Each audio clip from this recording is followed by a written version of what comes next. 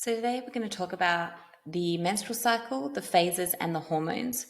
We're going to talk about PMS, so pre-menstrual symptoms, and what's normal, what's not. We're also going to talk about disruptors to our cycle, nutrition and our cycle, and exercise, and how we can manipulate certain things with exercise in and around the cycle. So first off, we're going to start with the phases and the hormones. So when we look at the phases, we want to break up the cycle into 6 different phases. It used to be broken up into 4 for myself, but I've noticed that if you take the luteal phase, for example, the early luteal phase in comparison to the late luteal phase can be like day and night. So they're very, very different. And the same goes for early follicular and late follicular. So when we look at the phases, we have the bleed, so that's our period, and that's where hormones are low for the first 3 days, and then we start to see an incline in things like follicle stimulating hormone and estradiol. In the early follicular phase, so about 3 days into that bleed, we then start to see, like I mentioned, FSH and estradiol start to increase, and that increase gets gradually higher and higher as we near the late follicular phase. So estradiol and testosterone and luteinizing hormone peak, preparing the body for ovulation. Ovulation then occurs, and ovulation is the main event of the menstrual cycle, and this is where we release an egg. And once the egg is released, we are then left with the corpus luteum. And the corpus luteum is responsible for the production of progesterone, and progesterone is a very important sex hormone. So you can see how important it is that a woman actually ovulates. Now, if you are on birth control, especially oral birth control, this ovulation is not occurring. In the early luteal phase, this is where we start to see progesterone peak, and we're still riding the kind of high or the ovulation high in most cases of women. So what I mean by that ovulation high is that energy is still really, really abundant. We still feel relatively normal, and it's not until we enter that late luteal phase that we start to see a decrease in these hormones, and for some women this is where those PMS symptoms kind of kick in. So this is where lethargy and fatigue kick in, potentially mood disturbance, sleep disturbance. Sometimes digestive issues come about around this time of the cycle. So here's a chart, and as you can see, you have the follicular phase, you've got the period that can be from anywhere from 1 to 7 days. Ideally, we like to see it 3 to 7 days, no more than 7 days, and we want to be making sure that the bleed is not too heavy or too scanty either. Then we see that peak ovulation, and then we have the luteal phase in the blue there.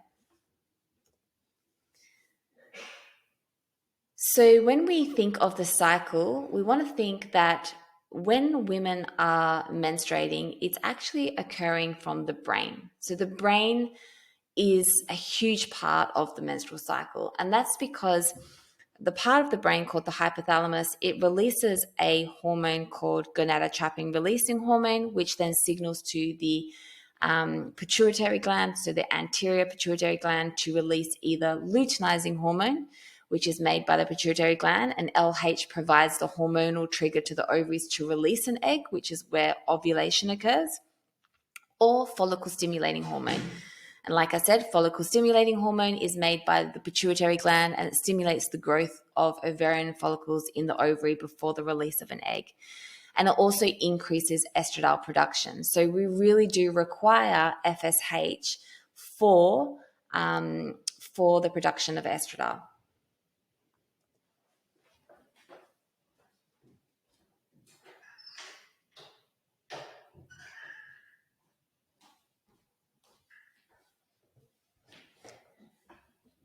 Now, estrogen is the driver or the masculine or the doing hormone, and I've mentioned this in the perimenopause, but it helps develop and maintain both the reproductive system, the female sex characteristics. So it is responsible for when a young girl is becoming a teen or a tween, it is responsible for the growth of the breasts, the growth of the pubic hair. It also controls the menstrual cycle, so it's responsible for managing blood sugar and also appetite. And in this follicular phase where estrogen is more abundant, we don't see those spikes in appetite in comparison to the luteal phase.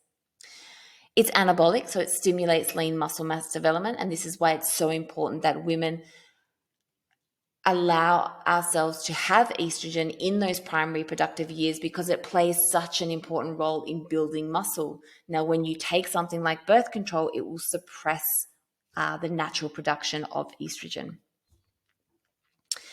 If we have too much estrogen, it can also increase anxiety and even depression. It lowers core body temperature, or at least stabilizes core body temperature. It helps stimulate the growth of the egg follicle. So we have, various different follicles when in that follicular phase, but only one or two of those follicles become, fully matured. We have three different types of estrogen. We have estradiol, estriol, and estrone. Estradiol is that, abundant estrogen that we have. Estrone is a tiny bit of estrogen made by the adrenals, and that's what we see kind of in those, post-menopause. That's a little bit of estrogen that we see made. And then estriol is the one that we see most abundant when a woman is pregnant. Then progesterone is another sex hormone, and I call this the balancer, the feminine, the being. It's an antagonist to estrogen produced by the corpus luteum. It has fat-burning properties, so it elevates basal body temperature, which makes the body more thermogenic. It is our very own built-in pain relief mechanism, so it can increase pain tolerance. So can testosterone, actually. So if someone has low testosterone, they may be they may not have a high pain threshold in comparison to someone that has higher testosterone. It promotes gestation, it thins the lining of the uterus, it reduces inflammation, it's metabolized in the brain to produce a calming effect on women. It supports thyroid hormones, and this is why it's so important to have our natural cycle, because if we suppress these sex hormones, it can impact other parts of the body like the thyroid. It can also impact the gut. It can also impact the brain. It increases core body temperature. So when we ovulate, we will see an increase in basal body temperature by 0.2 to 0.4 degrees. And the third sex hormone is testosterone. I see this very low in a majority of women, and this can be due to many different things. But if we do have low testosterone, we may have an impact on our libido. So it's responsible for the drive of our libido. It can impact mood, so drive and motivation. It has anti-aging properties. It is also responsible for the vaginal tissue, or the integrity of the vaginal tissue. Now, once we start to see a decline in testosterone, it can impact the integrity of that vaginal tissue. And that's where some women become more susceptible to things like UTIs as they go through perimenopause, and also vaginal dryness as well. As mentioned before, it can increase tolerance to physical stress. So when it comes to PMS, what's normal and what's not normal? What's normal is probably the easiest way to start, because there's only a few things that are normal. And then we'll start with what's not normal. Slight cramping a day or so prior and a day of is perfectly normal. Changes in mood, not severe mood swings, but changes in mood. So maybe you feel a little bit more withdrawn, maybe you feel a little bit more flat, is perfectly normal. However, severe mood swings where you're lashing out, or you're crying, or crying uncontrollably, this is not necessarily normal, and we want to be looking at, okay, what is driving those particular mood swings? Maybe it's just that you're not cyclically living and you're too burnt out in that part of your cycle. Maybe you're not honoring that part of your cycle, and that's what's leaving you emotionally fatigued, or you're feeling like you're having these mood swings. Maybe you're under eating. Bleed is heaviest on day 1 and day 2, and then it should start to taper off. Loss of blood less than 80 mils. So to put things into perspective here, one normal tampon or pad holds 5 mils, and a super tampon or a super pad holds 10 mils. You shouldn't be losing any more than 80 mils of blood over the whole period.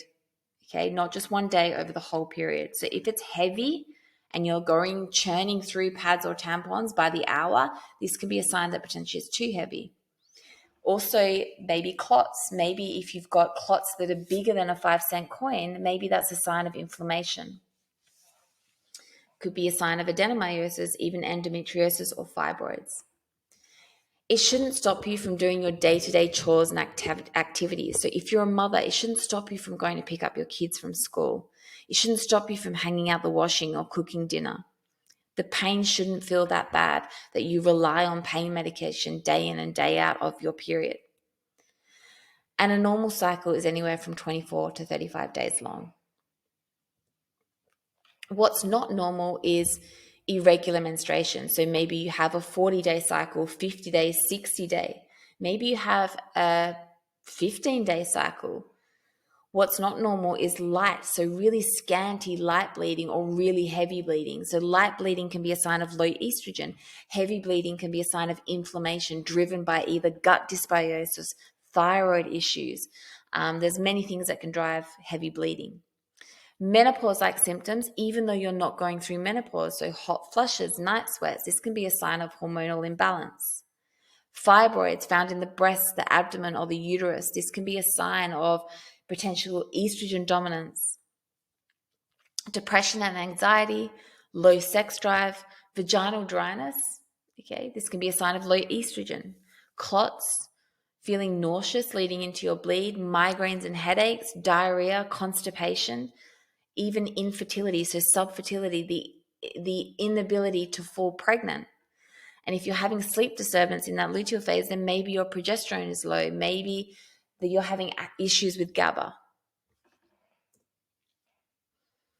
So when we look at menstrual cycle imbalances, there are a few different things that we want to look at. And I don't like the word dysfunction, but menstrual cycle dysfunctions are listed below there. So PCOS, endo, hypothalamic amenorrhea, adenomyosis, PMS, PMDD, and fibroids. And I'll go through them in a second. But some of these dysfunctions are actually adaptations. So if we look at hypothalamic amenorrhea, for instance, hypothalamic amenorrhea is loss of cycle. So you're no longer cycling, and it's usually loss of 3 months or more. Now, HA can be for various different reasons, but the main reason is potentially under eating or low energy availability, and potentially your output is too high. So we see this a lot in eating disorders. So they aren't consuming a lot of food, potentially they're over exercising, and so the body has gone, we are not in a position to carry a child, so we're going to shut down the reproductive system. And so that's what hypothalamic amenorrhea is. PCOS, so polycystic ovary syndrome, this is when a lot of women may suffer with insulin PCOS. And there's different types of PCOS, but insulin is the most common one. And so if a woman has high insulin and she has blood sugar dysregulation, that's going to stimulate the ovaries to make more androgen, so testosterone, so male hormones, and it will inhibit ovulation. And so ovulation won't occur. And so we've got this abundance of androgens. And so we run into things like male balding patterns, so thinning hair on the head, loss of hair. Maybe they're gaining hair around the jawline, around the nipple, around the snout trail. Acne is another one. Weight gain around the midsection. These are all signs of high androgens, high insulin. Endometriosis, so heavy bleeding, clotting, painful intercourse, painful cycles, potentially IBS-like symptoms, heavily correlated with endometriosis. Now, endometriosis is not a menstrual cycle dysfunction. We now know that it is an autoimmune disease. It is heavily driven by the immune system or dysregulated immune system. So it's trying to understand, why is that? Now, there's a big correlation between gut dysbiosis and endometriosis. So when you're looking at endo, you want to be looking at the gut. Adenomyosis is a little bit like endometriosis, where the wall in the uterus, it thickens, and so it causes this heavy bleeding. Endometriosis is not only just confined to the uterus, but is also lesions are found outside of the uterus. So it could be found on the fallopian tubes, the ovaries, even things like the bowels, and it's even been found on other organs like liver, and parts of the intestine too. PMS is all those symptoms that we spoke about before that aren't normal. PMDD is premenstrual dysphoric disorder. Okay, now this is where women, what happens is they have severe PMS symptoms of mood changes after ovulation occurs. So this could be as severe as suicidal ideation, severe anxiety, feeling like they can't get out of bed, feeling like they have no worth. Usually what they're feeling in the follicular phase is like day and night in comparison to the luteal phase. Now, we can talk about supplements later, but B6 is really, really helpful for women that have been diagnosed with PMDD. Fibroids is another one, and why we can't do anything in the functional health space to get rid of fibroids, we do need to look at potential estrogen issues.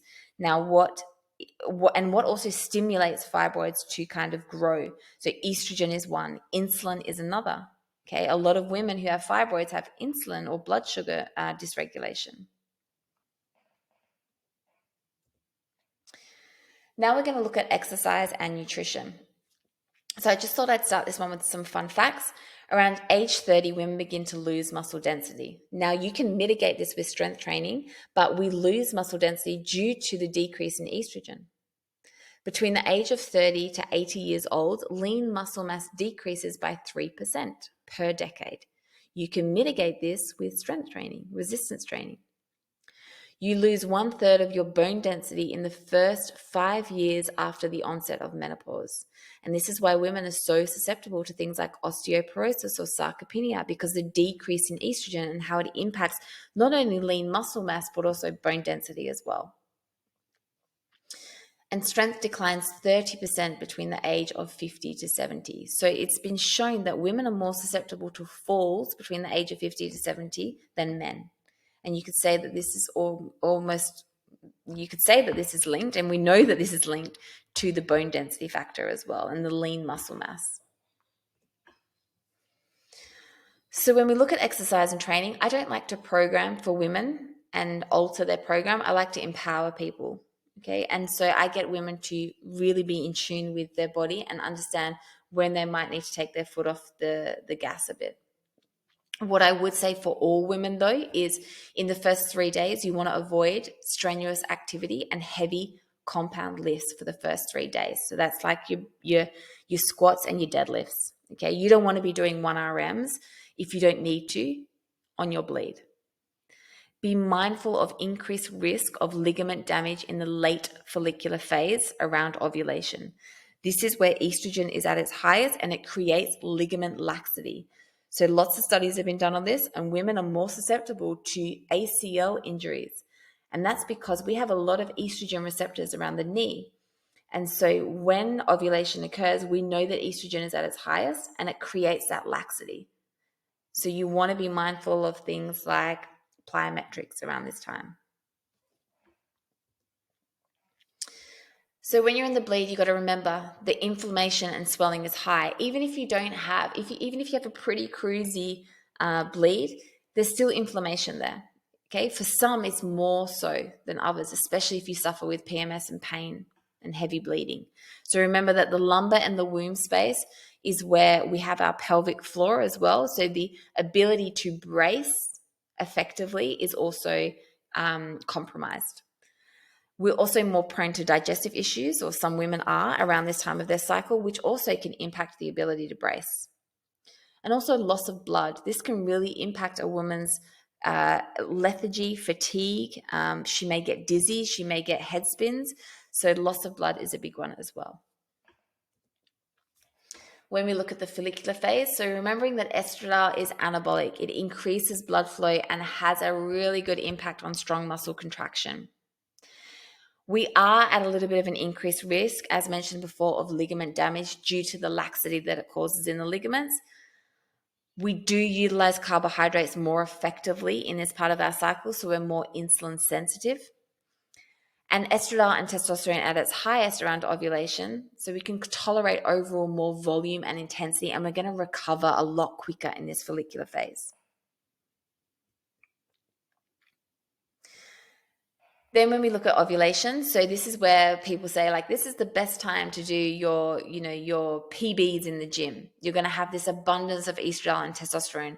You're going to feel on top of the world for most women in this part of their cycle. There are some outliers that don't feel that way around this part of their cycle. Remembering we are at peak ligament laxity here. This is great for compound movements like your squat, bench, and deadlift. Ovulation high can extend a few days after ovulation. So I tend to see that this peak kind of feeling of like we can, do the PBs in the gym can last for another 5 to 7 days after ovulation. Please keeping in mind though that weight can fluctuate around this part of our cycle. So I have seen women put on a kilo around ovulation, and this is due to estrogen.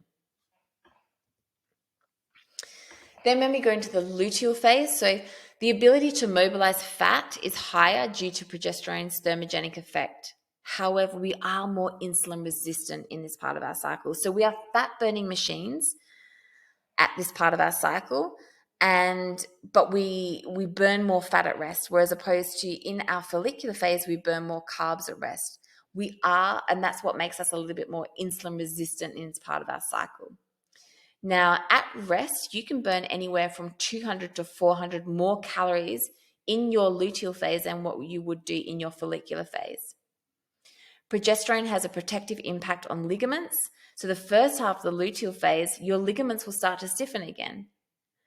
So this could be a really good time to incorporate things like agility, plyometrics, sprints, and HIIT training.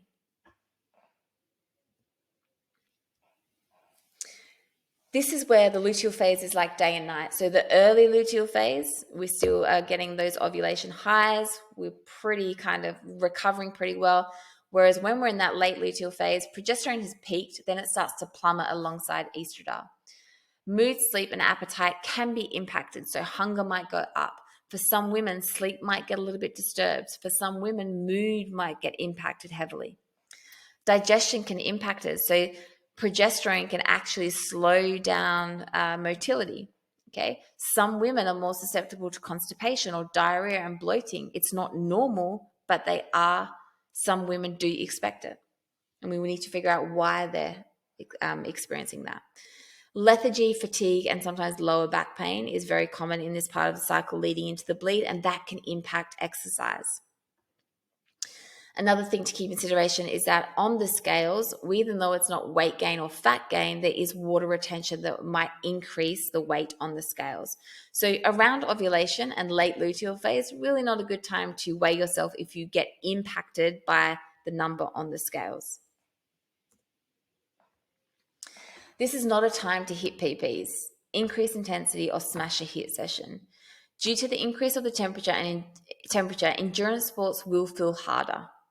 Okay, you'll have a decrease in strong muscle contraction. So your ability to have, a quick kind of, what will happen is like your reaction time may be slowed down a lot, and that's due to the decrease in strong muscle contraction. So if you play a sport that requires agility, it might be impacted, or that quick reactive time might be netball or basketball or something like that. You might find yourself a lot slower.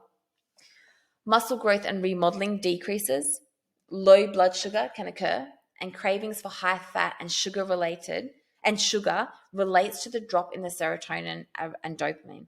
So why do women get cravings? You would have heard things like, oh, maybe you're craving chocolate because of low magnesium. It's usually not that.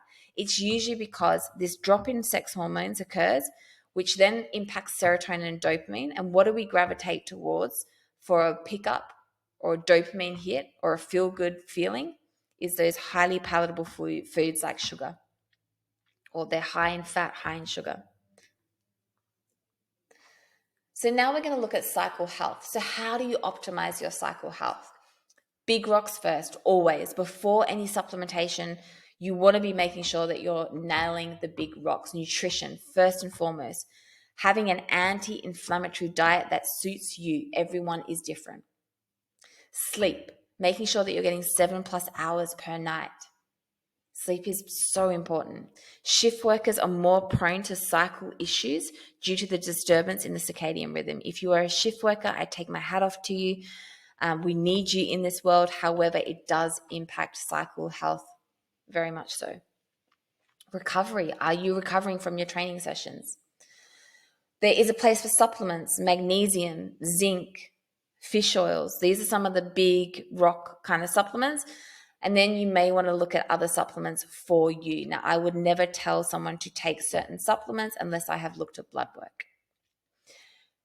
One thing that gets missed on how to optimize your cycle health is actually tracking your cycle, tracking your emotions, your feelings, your thoughts, your biomarkers, like your cervical mucus, like your basal body temperature, so you know where you're at in your cycle, so that when you get to the late luteal phase, it doesn't come as a surprise. Or when you get to your bleed and then you go, oh, that's why I was acting all moody, or that's why I was crying, because I was due for my period.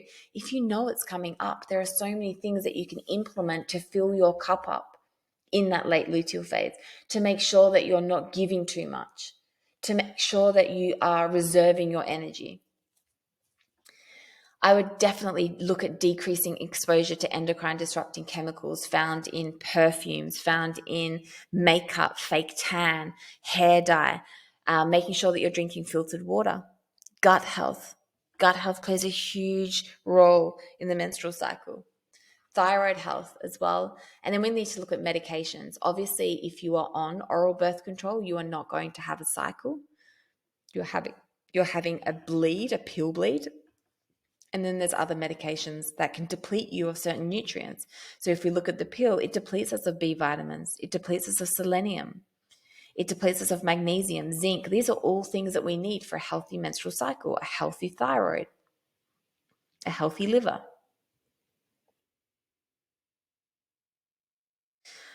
So that's it for this module. And I hope you found this helpful. As you can see, there are many moving parts when it comes to menstrual cycle dysfunction. And if you are someone who is currently experiencing PCOS or endometriosis or adenomyosis, then please work with your coach to try and optimize your health and your cycle and get to the root cause of what is driving that. Okay, the root cause is not endo. The root cause is not PCOS. The root cause is something much deeper.